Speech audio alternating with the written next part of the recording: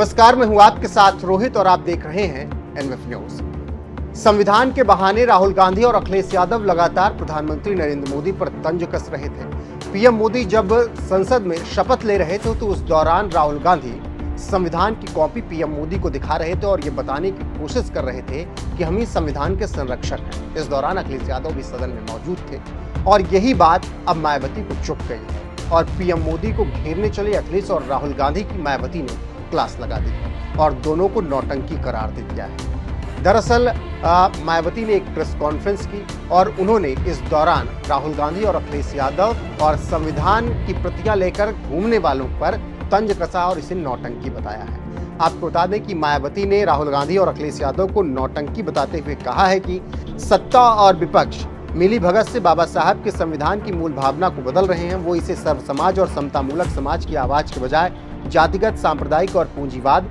बना रहे हैं। और इस तरीके से मायावती ने करारा तंज कसा है अखिलेश यादव और राहुल गांधी पर। साथ ही उन्होंने सत्ताधारी पार्टी पर भी तंज कसा है और उन्होंने कहा है कि वो भी संविधान को नहीं मान रहे हैं। लेकिन जिस तरीके से भी हाल फिलहाल में राहुल गांधी और अखिलेश यादव पीएम मोदी पर तंज कस रहे थे और लगातार संविधान की प्रति दिखा रहे थे, उस पर मायावती विफर गई हैं और इसे नौटंकी बताया। सत्ता व विपक्ष ने अब तक अंदर अंदर मिलकर संविधान में इतने ज़्यादा संशोधन कर दिया, अमेंडमेंट कर दिए हैं कि अब ये बाबा साहब डॉक्टर भीमराव अंबेडकर की मंशा वाला समतामूलक, धर्मनिरपेक्ष एवं बहुजन हिताय वाला संविधान नहीं रहा है, बल्कि अधिकांश अब ये जातिवादी, सांप्रदायिक एवं पूंजीवादी संविधानी बनकर रह गया है।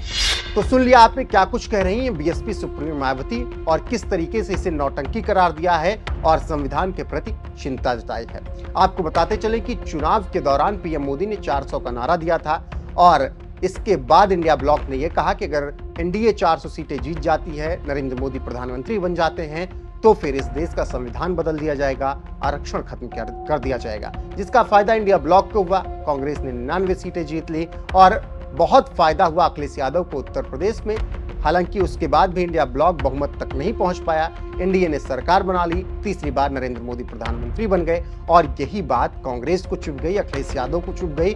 तो वो संविधान की प्रतियां इस वक्त लेकर देश में घूम रहे हैं और जब पीएम मोदी शपथ ले रहे हैं तो वो सदन में संविधान की प्रति दिखा रहे हैं और ये बताने की कोशिश कर रहे हैं कि वही संविधान बचाने निकले हैं। वो बात अलग है कि राहुल गांधी के पिताजी ने, राहुल गांधी की दादी ने इस देश के संविधान के साथ खिलवाड़ किया, इमरजेंसी इस देश को थोप दी, कितनी बार बदलाव कर दिया, प्रेमबल तक में कांग्रेस की सरकारों ने बदलाव किया और आज वही राहुल गांधी संविधान बचाने की बात कर रहे हैं। तो फिर मायावती को गुस्सा आ रहा है और वो इसे नौटंकी बता रहे हैं। सुनिए मायावती ने क्या कुछ कहा है संविधान को लेकर और उस पर आपकी राय क्या है, कमेंट करके जरूर बताएं। वीडियो को शेयर करना ना भूलें, लाइक कीजिएगा। चैनल को अभी तक आपने सब्सक्राइब नहीं किया है तो कर लीजिए, बने रहिए हमारे साथ ही अब सत्ता व विपक्ष के जातिवादी मानसिकता के लोग अंदर अंदर मिलकर यहाँ SC, ST व OBC वर्गों का खासकर शिक्षा एवं सरकारी नौकरियों आदि में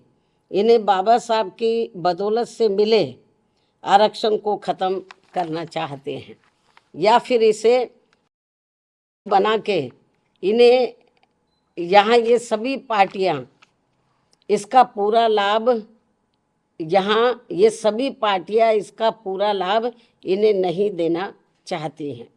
इसलिए अब संविधान को बचाने के नाम पर व इसकी आड़ में सत्ता व विपक्ष द्वारा जो जातिवादी, सांप्रदायिक एवं पूंजीवादी राजनीति की जा रही है तो उससे इन वर्गों के लोगों को कतई भी लाभ मिलने वाला नहीं है। और ये बात भी सर्वविदित है कि इस संदर्भ में खासकर कांग्रेस व बीजेपी एंड कंपनी के लोगों ने अंदर अंदर मिलकर यहाँ अति पिछड़ों के आरक्षण को लेकर आई मंडल कमीशन की रिपोर्ट को भी अपनी सरकारों में लागू नहीं होने दिया था, लेकिन श्री बीपी सिंह की बनी केंद्रीय सरकार में इसके लागू होने पर भी तब फिर इन दोनों पार्टियों ने Congress and BJP and company के लोगों ने,